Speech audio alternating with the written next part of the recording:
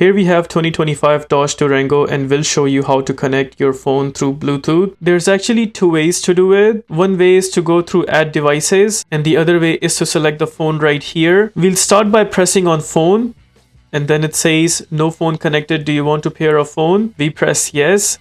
And in the meantime, while it is searching for a device, I have my iPhone here with me ready to go. Just make sure the Bluetooth on the phone is turned on. While the Bluetooth is turned on, notice there is a device popping out right here.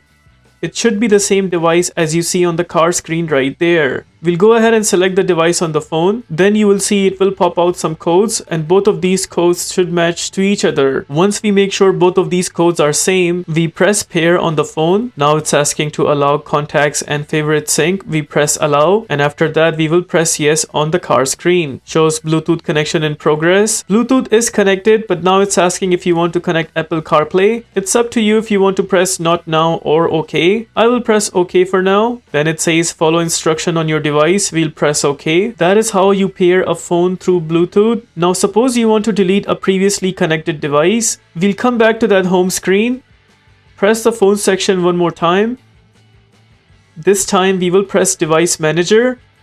And there you would see our iPhone that's connected. We'll press setting button on the left. Come down at the very bottom. There you would see delete device. We'll press on that. It says do you want to delete the device? We'll press yes. There it is. That is how you add or delete a Bluetooth device to this car. If this video helps you in any way, please consider liking this video and subscribing to our channel.